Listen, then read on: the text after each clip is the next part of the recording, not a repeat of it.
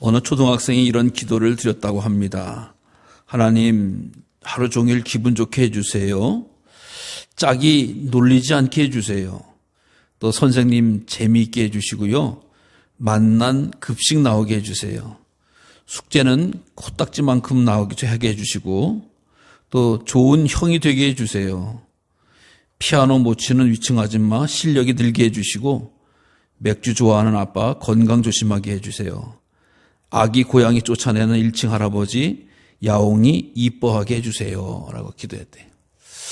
거기다가 이 아래 있기가 기도를 하나 더 하는데 하나님이 기분 좋으시면 이 기도도 들어주세요. 하나님 기분 좋으시면 하나님 하루 종일 기분 좋게 해주세요. 자기 기분 좋게 되는. 두 번째, 하나님 내 짝이 감기 걸려서 학교 못 오게 해주세요. 또 선생님이 재미없는 말씀하시면 머리에 홍나게 해주세요. 급식은 최고의 요리사가 준비하게 해주시고요. 숙제는 아예 없게 해주세요. 동생은 일주일만이 아니라 한 달 동안에 달나라에 보내주시고요. 위층 아줌마는 피아노보다 붓글씨 배우게 해주세요. 아빠는 맥주 마시면 곧바로 이 썩게 해주시고요. 1층 할아버지는 거인 날아가서 혼나게 해주세요. 기도했다고 합니다. 모르겠어요. 이 기도문을 적은 건지 누가 쓴 건지 모르겠지만 참 순수한 것 같고 정말 이렇게 저게 기도야? 라고도 할 수 있는 것 같지만 그 어린이의 심정에서는 정말 바라는구나, 원하는구나, 정말 저런 기도 드리겠다라고 해도 전혀 이상하지 않아요. 정말 우리의 기도가 왠지 화려해야 될 것 같고 길어야 될 것 같고 멋있어야지 들을 것 같은 생각이 들지만 사실 이렇게 어린아이의 심정과 같이 하나님 앞에 모든 것을 다 들어줄 수 있는 꿈과 환상과 기대가 있어져야 된다라고 하는 것에 대해서는 이 내용이 너무나 은혜가 되어지더라고요. 사랑하는 성도 여러분, 우리가 기도를 하나님 주신 귀한 선물이고 보았는데 정말 마음속에 여러 가지 담과 장막과 어려움을 치지 마시고 우리의 마음을 받을 수 있도록 마음을 여세요. 마음을 드리세요. 성경은 항상 믿음의 사람들이 순전하고 온전한 기도를 통해서 하나님을 감동시켰고 하나님이 역사하시는 것을 보게 됩니다. 성경에 보면은 기도를 특별히 3가지 방법으로 기도했는데 바울과 같은 경우는 항상 기도하라, 쉬지 말고 기도하라 라고 하는 말씀을 하셨죠. 그래서 기도라고 하는 것이 늘 항상 쉬지 말고 기도해야 된다라고 하는 거예요. 이것은 어떤 의미를 이야기하냐라고 하면 우리가 알다시피 기도를 영적인 호흡이다라고 생각하면 호흡이 멈추면 죽는 것처럼 우리의 기도가 끊어지면 우리의 영성생활이 죽을 수밖에 없다라고 하는 간절함을 꼭 기억하라고 하는 말씀인 것 같아요. 그래서 내가 신앙생활을 한다고 하면서 믿음생활을 한다고 하면서 하나님의 자녀라고 한다고 하면서 하나님과 기도가 막혀져 있어서는 안 된다. 어린아이처럼 하나님과 늘 항상 우리 어린아이들이 엄마 아빠를 쫓아다니면서 이거 해주세요, 저거 해주세요, 저거 해줘, 때론 땡깡도 부리기도 하지만 그 모습이 귀여운 것처럼 우리의 삶이 항상 하나님 앞에 요구하고 만나고 청하고 가까이 나가는 그런 믿음의 기도가 있어야 된다. 그래서 여러분 항상 무슨 일을 만나든지 기도하시기를 간절히 주님의 이름으로 축원합니다. 또 뿐만 아니라 이 정해놓고 기도하는 분이 계시다. 다니엘이라고 하는 분의 기도를 알죠. 하루에 3차례 정해놓고 기도했다. 다윗과 같은 경우는 7차례를 놓고 기도했다. 내가 이렇게 무시로 기도하기가 쉽지 않으면 시간을 정해놓는 것도 참 좋지요. 나는 그래서 아침에 새벽마다 기도하리라. 혹은 밤에 언제 기도하리라. 혹은 낮에 정오에 기도하리라. 라고 하면서 혹은 내 무슨 시간에 기도하리라. 한번 꼭 기도 시간을 정해놓는 것이 얼마나 귀한 일인지 알 수가 없어요. 왜? 기도는 하나님이 반드시 들으시기 때문에. 하나님 귀하게 여겨주시기 때문에. 그래서 내 방법이 어떤 것이 좋은지는 내가 잘 찾아서 기도하는 일에 엮는 거예요. 기도하는 일에 나가는 거예요. 더구나 큰 일을 놓고도 기도하는 사람들이 있죠. 야곱과 같은 경우 형을 만나기 전에 에서를 만나기 전에 들고 떨리는 마음으로 기도하는 거 아니겠어요? 그래서 내 인생에 있어서 평평하고 완만한 인생을 산다고 할 때도 중요한 고비가 있을 수 있어요. 때로는 결혼도 있을 수 있고 또 여러 가지 잔치도 있을 수 있고 여러 가지 행사도 있을 수 있고 삶의 여러 가지 고비 때마다 반드시 기도로서 해결하시기를 바랍니다. 기도로서 나가시길 바랍니다. 그래서 주님께서 오늘 우리에게 기도라고 하는 것이 얼마나 중요한지를 다시 한번 말씀해 주고 또 기도의 본을 예수님께서는 친히 보이셨다라고 하는 거예요. 오늘 본문의 내용은 그렇습니다. 누가복음 21장의 말씀, 예수님이 기도를 하셨잖아요. 기도를 하시고 나서 이제 일어나니까 나오시니까 제자 가운데서 하나가 주님, 세례 요한의 기도를 가르쳐줬던 것처럼 제자들에게 가르쳐줬던 것처럼 우리에게도 기도를 가르쳐주세요. 우리가 알다시피 예수님 하나님의 아들이시고 구원자고 또 영원한 또 이게 창조주가 되시는데 기도가 필요 없으실 것 같은 분도 예수님도 새벽 미명의 습관으로 기도했다라고 이야기하지만 여러 가지 이 상황 속에서 기도를 하실 일이 기도하시는데 그 모습을 제자들이 본 거죠. 제자들이 보고 그 중에 제자가 아니 세례 요한도 제자들에게 기도를 가르쳐 주는데 우리도 좀 가르쳐 주세요라고. 당시에 이제 스승과 제자 가운데서 관계를 더욱더 돈독히 위해서 제자들의 모습 속에서 훈련을 시키고자 기도를 가르쳐 주는 일이 많았다고 그래요. 그래서 좋은 선생한테, 좋은 스승한테 잘 기도를 배우는 것이 영적 생활의 중요한 일이다라고 생각해요. 그래서 예수님도 옳다구나 라고 하면서 거침없이 귀한 기도를 가르쳐 주신 게 그 유명한 주기도문이죠. 주기도문. 근데 우리가 먼저 늘 기억해야 될 것은 이 주기도문을 부적처럼 주문처럼 외우는 것은 의미가 없다. 그래서 예수님께서 기도를 가르쳐 주신 것은 이러한 마음을 항상 품고 살고 기도하라라고 하는 말씀인 거예요. 우리가 볼다시피 우리가 십자가에 무슨 능력이 나가고 우리가 목걸이에다가 귀걸이에다가 혹은 무슨 주문을 웬다고 해서 능력이 나가는 게 아니라 우리는 믿음을 통해서 역사하시는 거거든요. 하나님의 믿음. 그 믿는, 하나님을 믿는 것이 아무리 화려한 말로, 어떤 유창한 말로 하나님을 감동시키는 게 아니에요. 그래서 예수님께서 그렇게 기도를 가르쳐 주시는 거예요. 그래서 주기도문 가운데 기도가 뭐예요? 첫 번째, 우리에게 말씀하시기를 아버지여 이름이 거룩히 여김을 받으시라. 우리가 기도를 통해서 배우는 것 가운데 가장 큰 위로와 위안이 되는 말씀이 바로 하나님을 아버지라고 부르는 거예요. 옆집 아저씨 보고 아버지라고도 부를 수가 없죠. 새아버지 보고도 아버지라고 한번 부를 때가 얼마나 힘들고 어려운 게 인생의 모습 아니겠어요? 근데 위대하신 창조주 하나님을 아버지라고 부를 수 있도록 허락해 주시는 거예요. 그래서 누구든지 우리는 하나님 아버지, 너무나 쉬운 거예요. 너무나 쉽게. 그래서 하나님에 대해서 막힌 것이 없이 나아갈 수 있도록 예수 그리스도께서 기도를 가르쳐 주신 거 아니겠어요? 근데 그 아버지의 이름이 거의 거룩함을 여김을 받아야 된다라고 이야기해요. 여기에 말씀 가운데서 간단히 살펴보면 그런 거예요. 아버지의 이름이 거룩히 여김을 받는 것은 누구 때문에 거룩히 여김을 받아요? 자식 때문인 거예요. 자녀 때문이에요. 우리가 알다시피 그 동네에 혹은 학교에서 똘똘하거나 영특한 일을 하면 너 누구 아들이냐? 너 어디서 사는 누구냐? 누구 아들이냐고 분명히 묻습니다. 그래서 제가 누구누구의 아들입니다. 어이구 참 자녀 잘 키웠네. 이렇게 칭찬을 듣는 거예요. 그러니까 우리가 기도하는 가운데서 기도할 때는 정말로 우리가 삶이 거룩해지고 하나님 앞에 영광을 돌릴 수 있는 그런 아름다운 믿음의 역사를 감당해야 된다라고 하는 것입니다. 그래서 이 기도를 기도에 나가기 전까지 우리의 삶을 거룩하게 해서 하나님 앞에 영광을 돌릴 수 있는, 이름이 영광을 받을 수 있는 그런 기도로 출발을 하는 겁니다. 또 뿐만 아니라 나라가 임하다라고 이야기해요. 나라가 임한다라고 하는 것은 천국이 임한다라고 하는 것이죠. 이것은 하나님의 통치가 임하지는. 그래서 이 세상에 통치하고 다스리는 모든 권세 가운데서 하나님의 통치가 임하실 수 있도록 내어드리는 거거든요. 내어드리는 거. 또 하나님의 모셔드리는 거거든요. 이 하나님의 나라가 이루어질 때에 가정도 심령도 교회도 이 땅에도 진정한 평화와 기쁨이 넘치는 것처럼 그것을 내어드리는 그런 지혜가 얼마나 필요한지 알 수가 없습니다. 또 우리에게 날마다 일용할 양식을 달라라고 기도하라 그랬습니다. 먹고 사는 것이 우리 삶 가운데 있어서 중요한 부분 아니겠습니까? 하나님께서도 이스라엘 백성들을 출애굽할 때에 만나와 메추라기로 먹고 살리셨어요. 그래서 한 끼 한 끼 먹는 게 소중한 겁니다. 우리가 그냥 한 끼 때우는 것이 아니잖아요. 그래서 일용할 멍식 하루 먹으면서 살아가는 게 중요한 건데 이것을 하나님이 공급해 주신다라고 하는 믿음을 가져라.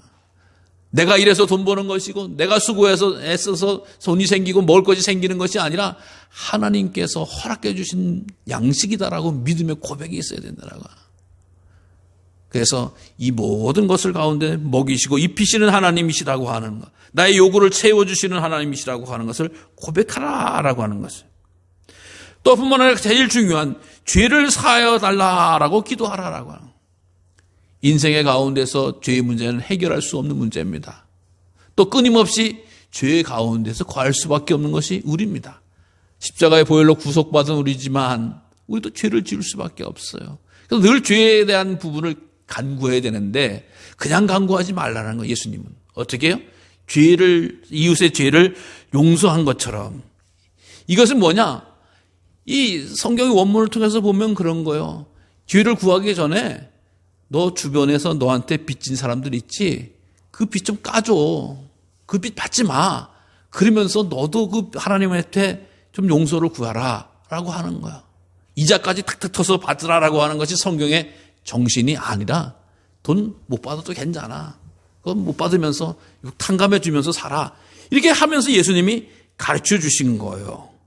그러면서 또 인생을 살아가면서 시험에 들지 않게 해달라고 기도하라. 모든 사람은 유혹을 받습니다. 우리가 유혹 없이 살아갈 수 있는 인생이 없죠. 그러나 그 유혹 가운데서 헤매는 것이 아니라 분별해 나가면서 유혹에 들지 않도록 늘 기도해야 된다라고 하는 거예요. 여러분께서 영적 분별력이 필요한 거 아니겠어요? 다 밥 먹으러 가자고 다 돈 준다고 받고 그러는 게 아니잖아요. 이게 유혹인가 미혹인가, 이게 나를 넘어뜨리고자 하는 것이 아닌가라고 하는 것을 분별해야 되잖아요. 영적 지각력이 있어요. 분별력이 있어야죠. 판단력이 있어야 돼요. 늘 그것을 예리하게 기도하면서 갖고 오라라고 하는 거야. 그러니까 예수님이 이러한 조목조목 짧지만 주기도문을 통해서 우리 인생이 어떻게 살아가야지 온전하고 거룩하고 하나님께 영광을 돌릴지 주기도문을 가르쳐 줍니다. 그래서 오늘 우리 예수님이 가르쳐 준 기도가 우리에게 이어져서 계속 고백하고 간구하고 있는 것이지요. 그래서 사실 이 내용들 참 중요하고 이 의미도 중요하다라고 하는 것을 반드시 기억하셔야 됩니다. 그래서 그러면서 예수님이 주기도문도 가르쳐 주는데 아마 이 당시에 잘 몰랐는 것 같아요. 그래서 더 기도에 대해서 한 걸음 더 나갑니다. 근데 그것이 그 당시 사회상을 가지고 예수님이 비유로 말씀해 주시는 거예요. 비유로 말씀해 주는 것이 뭐냐? 한 친구가 있었어요. 한 친구가 있는데 친구네 집에 이 친구가 놀러 온 거예요. 근데 온 시간이 언제? 밤늦게 왔다. 밤늦게 왔는데 이 사람에게 대접할 게 없는 거야. 식사를 준비할 게 없는 거야. 그러니까 이 친구가 밥을 얻으러 그 동네에 있는 친구한테 가서 밥을 좀 얻어달라, 밥을 좀 달라라고 이야기해요. 이게 좀 이해를 좀 필요로 합니다. 왜냐하면 지금이야 우리가 다 배불리 먹고 사는 시대가 됐지만 옛날에 가난했던 시절을 생각해보면 밥 한 그릇 참 구하기가 어려운 때가 있었던 것처럼 2000년 전에 이스라엘 상황도 못지않은 거예요. 밥 먹고 뭐 새끼 넉넉히 먹고 사는 사람은 그렇게 많지 않았고요. 밥 한 번 해서도 그 밥이라고 하는 것이 아니라 이 사람들에게는 빵이겠죠. 빵 이렇게 해가지고도 한 번 해두면 며칠을 먹는 거예요. 떨어질 수도 있는 거죠. 근데 이 밤이 되니까 며칠 먹었던 게 떨어진 거예요. 그러니까 빵을 직접 뭐 밀가루를 갖다가 뭐 이렇게 해서 할 수 있는 그런 형편이 되죠. 뭐 불 피고 뭐 이렇게 할 형편이 안 된 거죠. 그러니까 마침 그 자기 친구네 집에 빵 굽는 걸 안 거예요. 빵을 구우는 걸 안 거예요.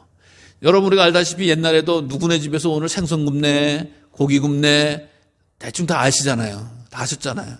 그 마찬가지죠. 이스라엘 땅도 누구네 집에서 오늘 빵을 구웠다라고 하는 걸 알고 있었던 거야. 그 친구인 거야. 그래서 밤에 친구가 자기네 집에 놀러 왔는데 지나가는 길에 들렸는데 나는 대접할 게 없어서 친구네 집에 빵을 빌리러 간 거야. 떡을 먹은 거야. 세 덩어리를 빌리러 간 거야. 친구가. 대접을 해야 되니까. 그래서 친구네 갔는데 이 친구니까 서로 야, 뭐 이 밤에 와가지고 귀찮게 했냐? 너 그 빵 주려면 이 밤에 불 켜야 되지, 또 찾아봐야 되지. 지금 같이 애들하고 자고 있는데 요란 법석을 펴야 되는 거예요. 지금이야 우리가 스위치 켜면 불 켰지만 전등 켜야지.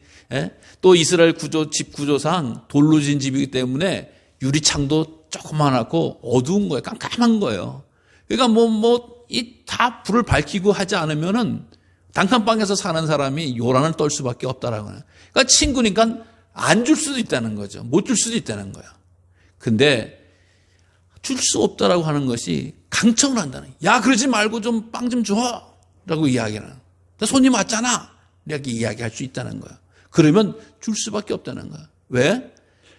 이스라엘 문화에 있어서 나그네를 대접하는 것을 최고로 하는 것이 문화인 거예요. 이 나그네가 밤늦게 왔다라고 하는 것은 이 낮 동안 쉬고 있다가 밤에 대해서 이제 움직여서 와서 이제 식사를 못해서 늦게 왔다는 거죠. 가난한 친구니까 대접할 수가 없어서 마침 그 집에 빵을 굽고, 빵 군 거를 온 동네 사람들이 다 아는 거야. 야, 네 친구 집에 가서 빵을 넣었는데 빵을 안 줬어?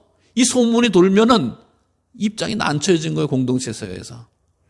이 유대인들이 얼마나 이 손님 접대를 하는 것이 좋았는지 먹다 남은 거라든가 혹은 부족하게 손님한테 빵을 제공했다고 하는 수치로 여겼던 거예요. 아, 창피해. 그러니까 3개쯤 달라 그래서 넉넉하게 대접을 해야 되네요.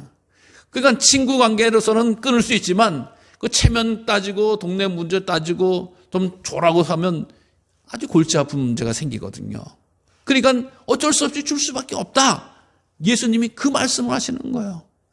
친구 관계를 넘어서서 그 예의와 그걸 따라 어쩔 수 없이 줘야 되는 거 아니냐, 응답해 줘야 되는 거 아니냐라고 이야기를 하는 거예요.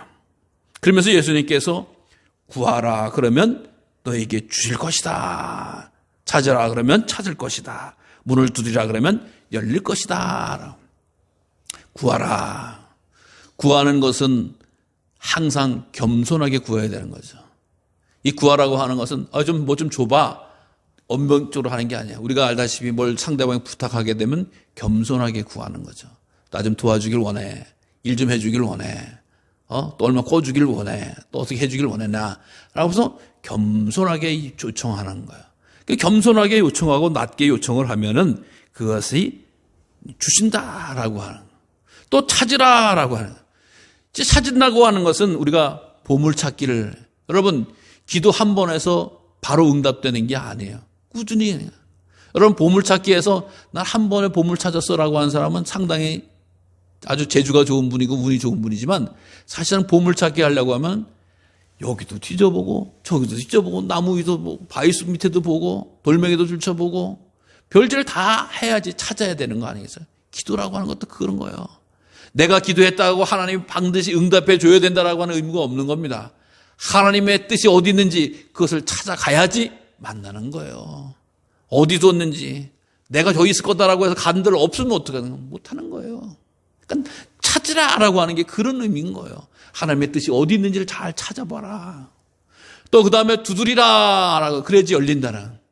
여러분 여보세요? 누구세요? 예. 여기 무슨 짜장면 배달 왔어요? 아니. 우린 피자 시켰어요. 아니, 그 문이 안 열려요. 네, 여보세요? 짜장면 시켰어요? 네, 짜장면 시켰어. 그럼 문이 열리는 거예요. 여러분, 두드렸는데 다 열리는 게 아니에요, 두드려도. 어떻게 해요? 그 안에 계신 분한테 요구에 합당해야지 열리는 거예요. 이 두드린다라고 하는 게 계속 열심히 두드린다고 해서 열리는 게 아니에요. 열심히 두드린다고 해요. 두드리면 무조건 열리는 게 아니라고 하는 건 두드렸다고 해서 두드렸다가 오히려 욕먹는 경우도 많이 있어요. 여러분 죄송한 이야기지만 전도하러 나갔다가 교회에서 왔어요. 그러면 뭐라고 막 욕하는 사람도 있고 문 쾅 닫아버리는 사람도 있고 옵니다야 그러는 사람도 있고 요즘은 이렇게 카메라로 보고 아예 노코멘트 하는 분들도 많고 그런 것처럼 두드리면은 그 안에 계신 분에게 합당해야지만이 문이 열리는 거거든요. 그러니까 우리가 기도할 때 무조건 내 것 뒤들어달라고 하는 것이 아니라 하나님 주인 되신 주님이 기뻐하시는 것을 합당한 것을 가지고 두드리는 지혜가 있어야 된다라고. 그래야지 구하는 것마다 얻을 것이요 찾는 것마다 찾을 것이요 두드린 것마다 열리게 된다라고 하는 이런 비밀이 아주 귀한 내용을 예수님께서 계속 설명을 해주시는 거예요. 그러다 또 더 설명을 해주시는 거예요. 더 친절하게 기도에 대해서. 야, 봐라. 이 아들과 아버지인데, 아버지가 있는데 아들이 생선을 달라는데 뱀을 주고 알을 달라는데 전갈을 주겠느냐, 이러니. 이게 무슨 얘기냐? 더 쉽게 이야기하는 거예요.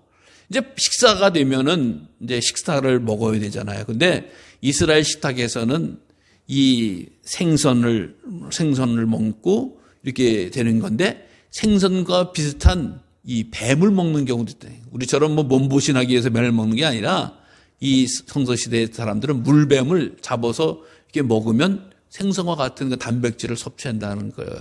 그래서 유대인들은 안 먹는데 이방인들은 뱀을 먹는 거예요.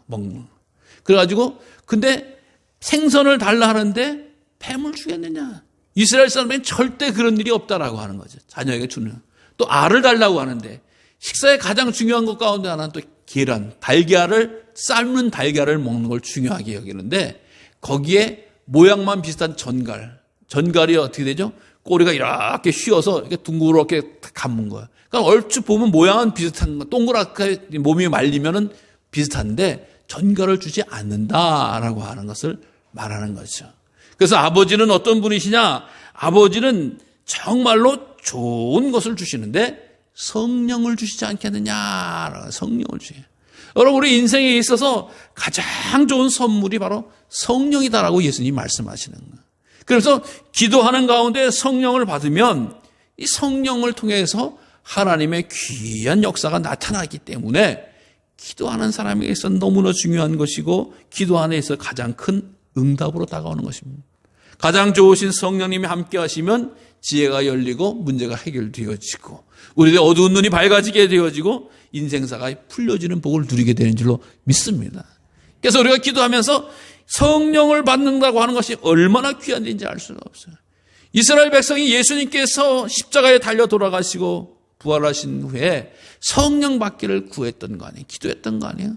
성령이 오시니까 이스라엘 땅이 죽음의 땅이 아니라 생명의 땅으로 구원의 땅으로 변화되어졌다라고 하는 거예요. 여러분, 우리 심령 속에 성령님과 동행하면서 믿음의 기도가 간구되어지는 것이 얼마나 큰 축복인지 알 수 없습니다. 여러분, 오늘 이 말씀을 통해서 우리는 귀한 것을 깨닫게 되어지는데요. 먼저 성령 기도라고 하는 것은 반드시 응답된다라고 하는 것을 기억하시기 바랍니다. 우리의 기도 하나님이 반드시 들으십니다. 하나님 들으시는 거예요. 우리가 늘 고백하듯이 머리털까지도 해신받으신 하나님, 우리가 주님의 이름을 부르면서 예수의 이름으로 기도할 때에 우리 주님께서는 그 기도를 들으신다라고 하는 거예요. 여러분, 우린 기도에 응답받는 비밀이 있어요. 그 기도의 비밀이 뭐냐? 바로 끊임없이 기도하는 겁니다. 끊임없이 기도하는. 기도하세요. 끊임없이 기도하세요. 반드시 응답됩니다. 그런데 중요한 것은 은혜를 받으면 어떻게 돼요? 성령님과 함께 기도하다 보면 내 기도, 내 소망, 내 뜻이 아니라 하나님의 뜻을 발견되어지게 되어지고 거기서 힘을 얻고 응답이 되어지더라. 그래서 하나님, 응답될 때까지 기도하면서 하나님의 축복을 받을 수 있는 우리 성도님들 되시기 바랍니다. 우리의 기도, 우리의 말 한마디 하나님 내려놓지 않으십니다. 반드시 기억하시고 반드시 응답해 주신다라고 하는 거예요.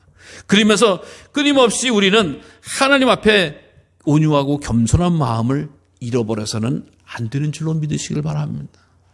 하나님 앞에 쓴 거예요. 하나님 앞에 나가는 거예요. 우리가 지위를 가지고 계신 분하고 만날도 선생님을 만나러 가도 또 무슨 일을 감당을 하더라도 예의라고 하는 게 있어요. 자세라고 하는 게 있어요. 그런데 창조주요 우리의 완전하신 아버지 하나님을 만날 때에 우리는 한없이 작아져도 괜찮아요. 낮아져도 괜찮아요. 그러나 하나님만이 높일 줄 아는 그런 태도와 방법을 우리는 잃지 말아야 된다라고 하는 것입니다. 하나님이 내 기도를 들으시는 분이시고 내 능력을 행하시는 분이시다라고 해서 내 마음대로 움직이는 것이 아니라 그래서 가장 존경하는. 그래서 수로보니게 여인은 뭐라고 했습니까? 올소이다 개들도 제 주인의 상에서 떨어지는 부스러기를 먹나이다라고 하면서 주님 앞에 자기를 한없이 낮춰. 한없이 낮춰. 주님이 주님만이 높으시고 주님만이 온전하신 분이시다라고 하는 그 온유한 겸손한 모습을 가질 때 주님께서 응답해 주시는 것을 보게 됩니다. 여러분, 그리고 우리 주님께서는 반드시 가장 좋은 곳으로 응답해 주시는 줄 하나님이신 줄로 믿으시기를 바랍니다.